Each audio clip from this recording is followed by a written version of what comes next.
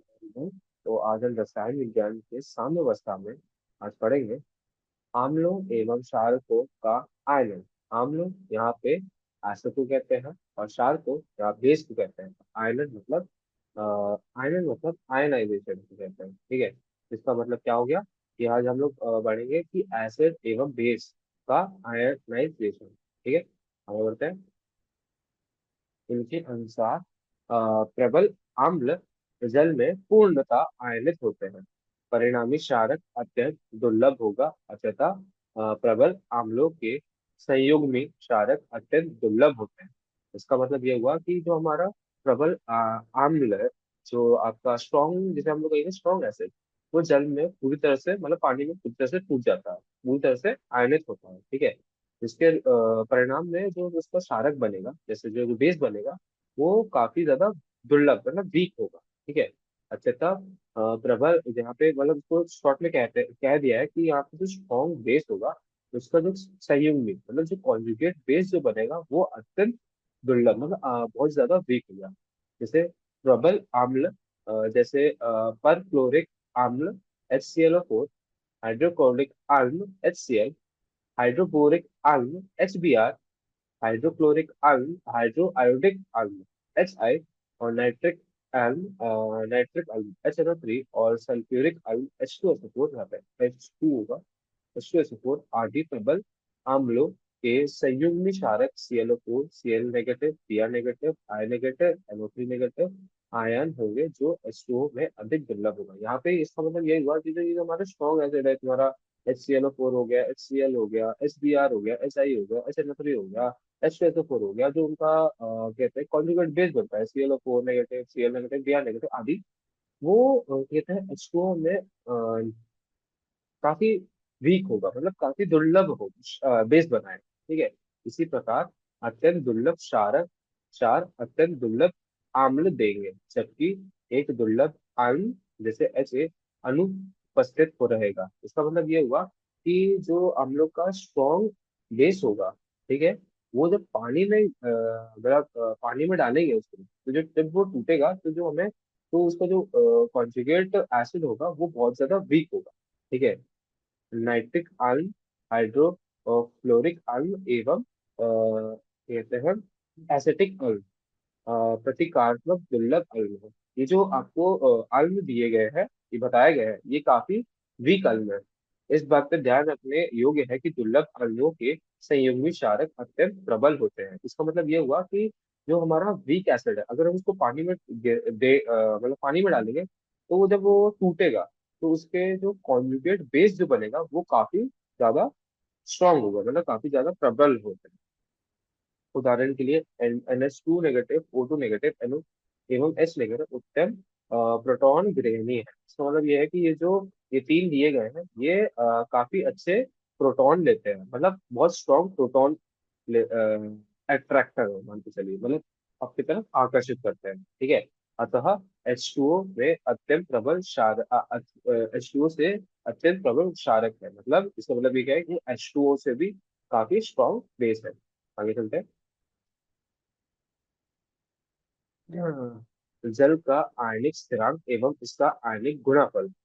शुद्ध जल H2O का एक अणु प्रोटॉन देता है एवं अणु की तरह व्यवहार करता है, तथा जल का दूसरा अणु एक प्रोटॉन ग्रहण करता है एवं उसी समय क्षारक की तरह व्यवहार करता है। अच्छा, जो हमारा शुद्ध जल जो होता है, वो एक प्रोटॉन देता भी है, जो कि एक एसिड की तरह व्यवहार करता है एक बार में, और वो दूसरे दूसरे दूसरा जो उसका रूप है कि इसमें होता है क्या है कि वो अणु एक प्रोटॉन ग्रहण भी करता है, जो कि ये किसका व्यवहार हो गया, एक क्षारक का व्यवहार हो गया। ठीक है, निम्नलिखित साम्यावस्था स्थापित होगी। H2O liquid, H2O plus H2O liquid gives आपको H3O plus aqueous plus OH negative aqueous. वियोंजक स्थिरांक को हम इस तरह प्रदर्शित करते हैं। के डब्ल्यू यहाँ पे क्या हो गया आपका साम्यावस्था स्थिरांक, किसका, पानी का, जो हम लोग लिखेंगे। ठीक है, यहाँ इस रिएक्शन को देख के जब हम उसका साम्यावस्था स्थिरांक लिखेंगे, तो H3O प्लस, फिर OH नेगेटिव, भागा H2O। ठीक है। जल की सांद्रता को हर से हटा देते हैं क्योंकि सांद्रता स्थिर रहती है। ठीक है। H2O के साम्य स्थिरांक सम्मिलित करने पर नया स्थिरांक K का प्राप्त होता है, जिसे जल का आयनिक गुणनफल कहते हैं। ठीक है। तो जो हमारा पानी है, जो ये जो नीचे जो पानी लिखा है ना हमारा KW के, ये जो नीचे पानी लिखा हुआ है, ये क्या होता है, ये काफी शुद्ध होता है। तो और बाकी जो सारे हैं वो हमारे एक्वस है। तो हम लोग क्या करते हैं कि जो ये पानी का जो मात्रा दी हुई होगी या कंसेंट्रेशन दी होगा, उसको हम लोग नहीं लेते हैं, मतलब नेग्लेक्ट कर लेते हैं। H2O और क्या कहते हैं, जो हमारा के होगा, उसको हम लोग एक नया टर्म कहते हैं, उसे आयनिक गुणनफल KW के रूप में जानते हैं। ठीक है। KW = H+ और OH-। ठीक है। 298 केल्विन पर प्रायोगिक रूप H+ आयन की सांद्रता 1.0 इंटू 10⁻⁻7 मोलैरिटी पाई गई है। और जल के वियोजन से उत्पन्न H+ और OH- आयन की संख्या बराबर होती है। हाइड्रोक्सिल आयन की सांद्रता OH- 1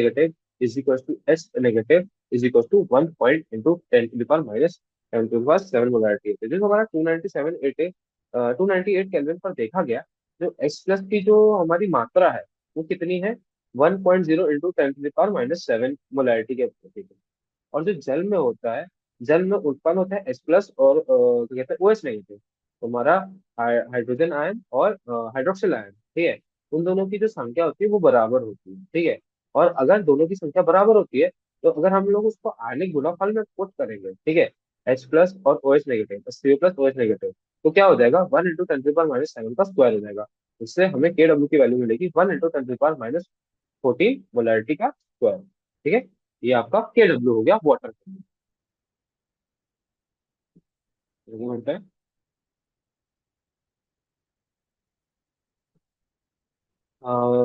KW का मान ताप पर निर्भर करता है, क्योंकि यह साम्यावस्था स्थिरांक है ऑब्वियसली। हाँ, कि जो ये KW है वो हमारा साम्यावस्था स्थिरांक है, और साम्यावस्था स्थिरांक ताप है, मतलब टेम्परेचर पर डिपेंड करता है। अम्लीय, क्षारीय और उदासीन जलीय विलयनों को H3O+ एवं OH- की सांद्रताओं के संप्रेषित मानों द्वारा विभेदित किया जाता है। मतलब इसका मतलब जो हमारा हमें पता कैसे चलेगा कि वो एसिडिक है या फिर बेसिक है या फिर न्यूट्रल है। ठीक है। जो हमारा ये जो एक्वस सोल्यूशन है, ठीक है, जलीय विलयनों को हम लोग इंग्लिश में एक्वस सोल्यूशन कहते हैं। वो हमें पता कैसे चलेगा, अगर वो एसिडिक होगा, मतलब अम्लीय होगा, तो उसकी जो कंसेंट H3O+ की जो कंसेंट्रेशन होगी वो हाइड्रोक्सिल आयन से ज्यादा होगी। और अगर वो उदासीन होगी, तो उसमें क्या होगा कि H3O+ जो है, H3O+ की जो कंसेंट्रेशन है वो OH- के बराबर होंगे। और क्षारीय जो, अगर बोलो क्षारीय मतलब बेसिक कब होगी, जब H3O+ की जो कंसेंट्रेशन, मतलब H3O+ की जो मात्रा है वो OH- की मात्रा से कम है। हाँ, पीएच स्केल। हाइड्रोजन आयन की सक्रियता AH+ के ऋणात्मक 10 आधेय लघु गुणनखंडीय मान को पीएच कहते हैं। इसका मतलब ये हुआ, जो हाइड्रोजन आयन की जो एक्टिविटी है वो -10, अगर हम लोग देखा जाए, -10 लॉग और किसका, पीएच का, -10 लॉग पीएच का। तो हम लोग उस पे जो वैल्यू आती है उसको हम पीएच स्केल कहते हैं। ठीक है। कम सांद्रता अगर छोटा हो गया 0.01 पर, तो हाइड्रोजन आयन की सक्रियता संख्यात्मक रूप से इसकी मूर्तता जो H+ द्वारा प्रदर्शित की जाती है के तुल्य होती है। मतलब अगर देखा जाए, अगर इसकी जो अगर अगर हम लोग देखें, जब मात्रा होगी, इसका जो कंसंट्रेशन होगा 0.01 मोलर के से कम होगा, जो तो हाइड्रोजन आयन की जो एक्टिविटी होगी वो न्यूमेरिकल रूप से, मतलब न्यूमेरिकली अगर देखा जाए, तो उसके मोलरता, मतलब जो उसको कंसंट्रेशन दिया होगा H+ का, ठीक है, उसके बराबर होगा। ठीक है। पीएच, ठीक है। हाइड्रोजन आयन की सक्रियता की कोई इकाई नहीं होती है। इससे यह समीकरण द्वारा परिभाषित किया जा सकता है, ठीक है, कि एक कोई एक एक्टिविटी नहीं होती, इसका मतलब यही होगा। ये H+=H+ गुना भागा मोल लीटर -ऑफ। निम्नलिखित समीकरण पीएच एवं हाइड्रोजन आयन की सांद्रता संबंध दर्शाता है। PH is equal to minus of log of A of X plus, A of X plus क्या हो गया, minus of log of A of X plus भागा मोल लीटर बनेंगे। ठीक है, ये बोलते हैं। इस प्रकार HCl के अम्लीय विलयन 10⁻⁻² के पीएच का मान क्या कहते हैं 2 होता है। मतलब इसका मतलब ये हुआ कि जो HCl का एसिडिक सोल्यूशन होगा उसका तो क्या कहते हैं जो मात्रा होती है, कंसेंट्रेशन होती है 10⁻², पोलैरिटी होती है, तो उसका पीएच कितना होगा, पीएच आपका हो जाएगा कहते हैं H प्लस का कंसेंट्रेशन।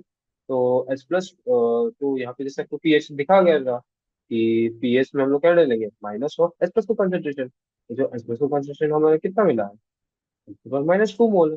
तो उससे हमारा क्या आ गया कि जो हमारा पीएच हो जाएगा वो 2 मोल के बराबर है। इसी तरह इसी तरह NaOH का एक क्षारीय विलयन जिसमें OH नेगेटिव 10⁻⁴ होता है तथा H3O plus is equal to 10⁻⁻10 molarity होती है, तो उसकी जो पीएच होगी वो 10 होगी, क्योंकि जो जो NaOH है उसमें उसका जो बेसिक सोल्यूशन है उसमें हाइड्रोक्सिल आयन की कंसेंट्रेशन आपको कितनी होती है 10⁻⁴ पर। हम लोग हाइड्रोक्सिल आयन नहीं लेते हैं, हम लोग लेते हैं अपना क्या कहते हैं एच प्लस आयन की कंसेंट्रेशन, वो कितनी दी हुई है 10⁻⁻10। तो फिर हम लोग उसको वापस से उसी में पुट करेंगे, क्या कहते हैं log minus of log of, इधर आ जाएगा एच प्लस की कंसेंट्रेशन कितनी दी हुई है माइनस 10⁻⁻10। तो फिर जब हम इसे सॉल्व करेंगे तो हमें पीएच की वैल्यू 10 मिल जाएगी। शुद्ध तथा उदासीय जल में 298 केल्विन पर हाइड्रोजन आयन की सांद्रता 10⁻⁻7 होती है, इसलिए इसका pH minus of log of -10⁻7 7 होगी। मतलब जो न्यूट्रल सोल्यूशन हो गया, हम लोग का शुद्ध सोल्यूशन हो गया, उसमें जो पीएच होता है हाइड्रोजन आयन का वो 10⁻⁷ होता है, इसलिए उसका जो पीएच होगा वो इसके बराबर हो जाएगा। यदि कोई जलीय विलयन अम्लीय है तो उसका पीएच 10⁻⁷ होगा, और एवं यदि वह क्षारीय है तो उसका पीएच 7 के अधिक होगा। सॉरी, इधर फिर से एक और लाइन है, यदि कोई जलीय विलयन अम्लीय होगा, मतलब अगर जो एक्व सोल्यूशन है वो एसिडिक होगा तो उसका जो पीएच होगा वो 7 से कम होगा, और जो क्षार अगर वो सोल्यूशन क्षारीय है ना बेसिक होगा तो उसका जो पीएच होगा वो 7 से अधिक होगा। इसी प्रकार अम्लीय विलयन मतलब एसिडिक सोल्यूशन की पीएच <7 होता है, मतलब छोटा होता है 7 से। क्षारीय विलयन की पीएच ज्यादा होती है 7 से। और उदासीय विलयन की पीएच बराबर होती है। जैसे हमने पढ़ा था कि KW में जो उदासी मतलब ये आपका हो गया जैसे पीछे जाए, यहाँ पे 298 केल्विन पर दोनों की जो मात्रा होती है एच प्लस और OH की बराबर होती है 1 × 10⁻⁷। ठीक है, तो वही हम लोग यहाँ पे देखेंगे KW = 3O plus plus OH negative गुणा OH नेगेटिव = 10⁻⁻14। ठीक है, तो समीकरण के दोनों ओर का ऋणात्मक लघुगणक लेने पर, मतलब ऋणात्मक लघुगणक में लेने पर मतलब क्या है, नेगेटिव लॉग लेने। ठीक है, दोनों दोनों तरफ नेगेटिव लॉग लेते हैं। ठीक है, तब हम इसे सॉल्व करेंगे। Minus of log of H3O plus की कंसेंट्रेशन मतलब मात्रा, और OH नेगेटिव की कंसेंट्रेशन मतलब मात्रा कितना दिया हुआ है। ठीक है, अब इनको हम जब तोड़ेंगे तो ऐसा होगा minus of log of H3O plus minus of H log of OH negative. ठीक है, तो अगर हम देखा जाए अगर हम इसमें डायरेक्ट वैल्यू पुट करें तो ये होगा 10⁻⁻14। ठीक है, अगर देखा जाए तो ये इसकी कंसिडरेशन 10⁻⁻7 है, इसकी 10⁻⁻7 है, पर अगर हम सीधे वैल्यू पुट कर दें तो 10⁻⁻14 हो गया। ठीक है, तो पीके जो हमारा PKW होगा वो होता है पीएच प्लस POH के बराबर। ठीक है, तो वो कितना हो जाएगा 14 के तरह। ठीक है, आगे बढ़ते हैं। ध्यान देने योग्य बात यह है कि यद्यपि KW का मान तापक्रम के साथ परिवर्तित होता है, तथापि तापकांड के साथ पीएच के मान में परिवर्तन इतने कम होते हैं कि हम उसे अक्सर उसकी उपेक्षा कर देते हैं। इसका मतलब ये है कि KW है उस वो टेम्परेचर के साथ, मतलब जो हमारा ताप के साथ है उसमें बदलाव होते रहते हैं। ठीक है, पर जो बदलाव होते हैं वो बहुत ही कम होते हैं, जिसके कारण हम लोग क्या करते हैं कि हम लोग उसको नहीं देखते, मतलब उसको नेग्लेक्ट कर देते हैं, उसको हम लोग लेते ही नहीं। ठीक है।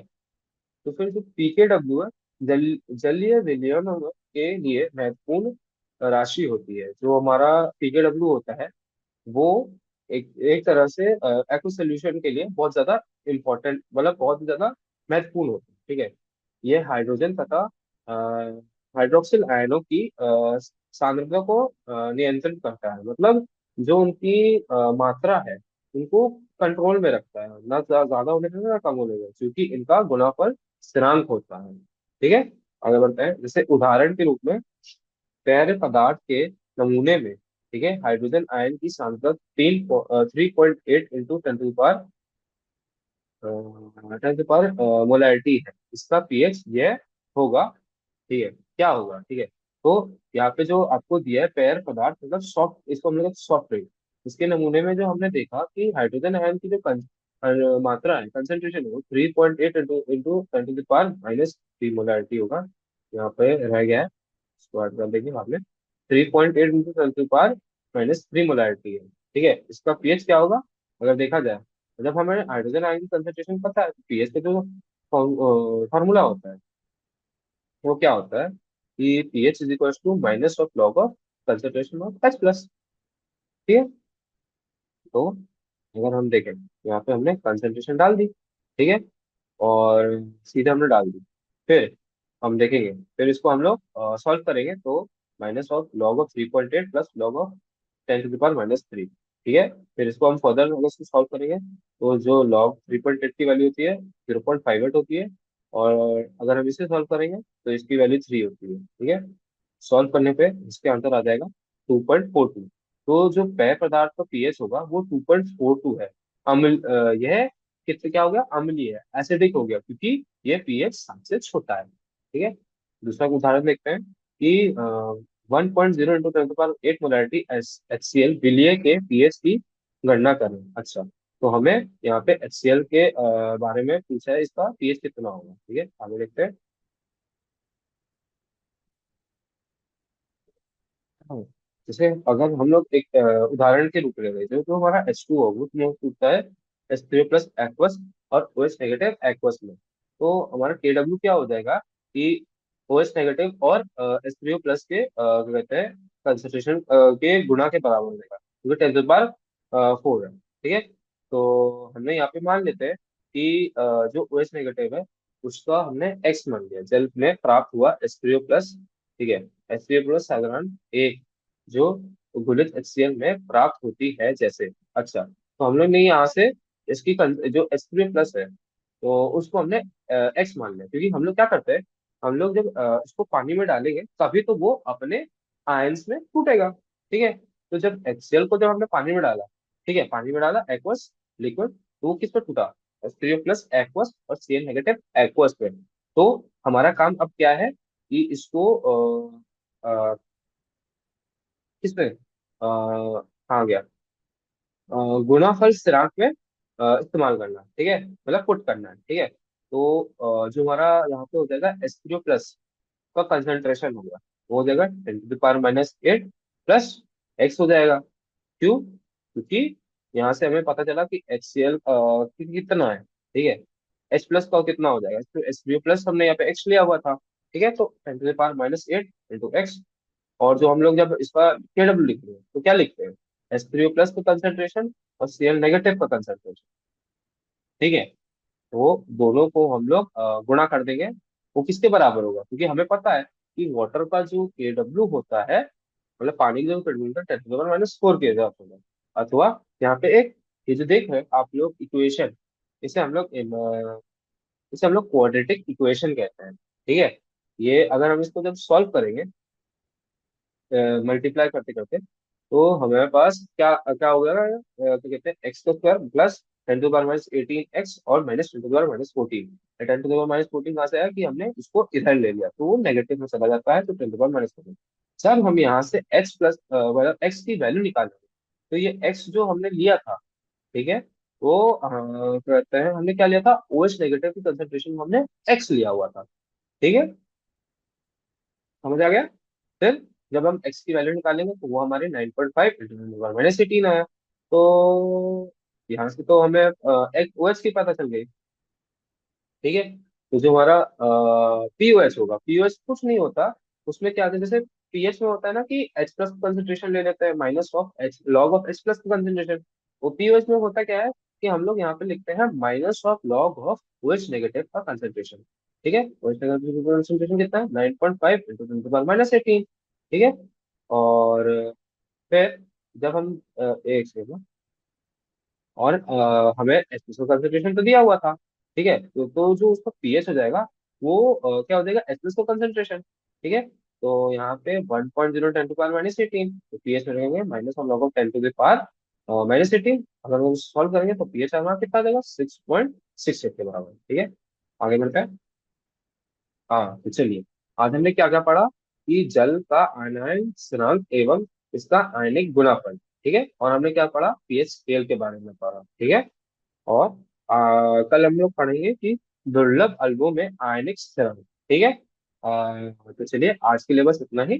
धन्यवाद, कल फिर मिलते हैं।